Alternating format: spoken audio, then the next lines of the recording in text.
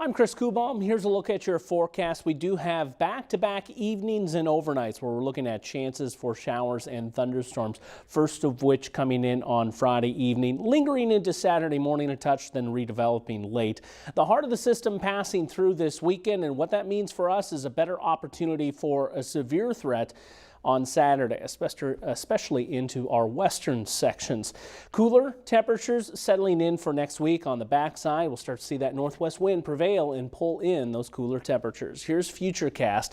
We go into Thursday night, Friday morning. It's pretty quiet. There may be some areas of fog that do try to form on that residual moisture left over from yesterday's rain.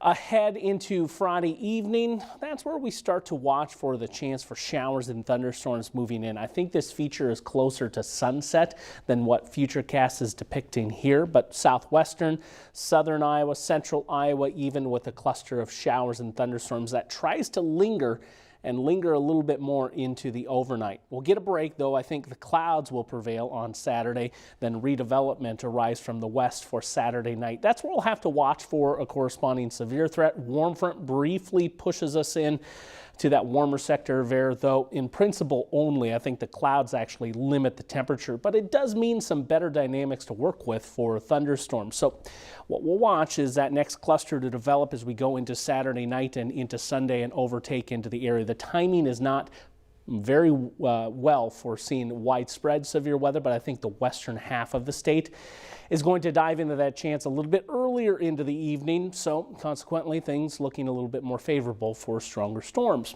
Sunday night going into Monday, wraparound showers coming in, breezy northwest winds.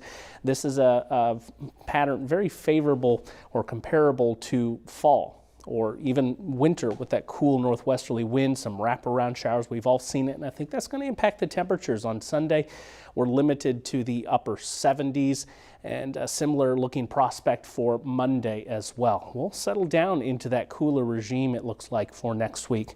Drought conditions continue across most of the state. Everyone at minimum, or at best I should say, is dry, but we do have some places with extreme drought. Recent rains from yesterday not quite taken into account on that drought monitor, so we will see some sort of improvement across southern Iowa taking that into account. We're actually running a surplus on this short start to the month, but overall in the season and the year, we're running a bit behind. Nationals in place for tonight. Temps starting in the low 80s, backing off into the upper 70s.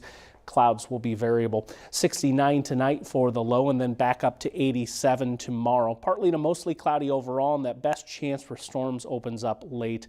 Temperatures a little cooler in southwestern Iowa. Again, clouds kind of streaming in off that rain that will be pushing in later, and that limits things just a bit. Here's the 10-day. Temperatures cooler on Sunday, then we settle down either side of 80 degrees next week. Another chance for rain late on Wednesday, leading up to the start of the Iowa State Fair. This one is actually looking great.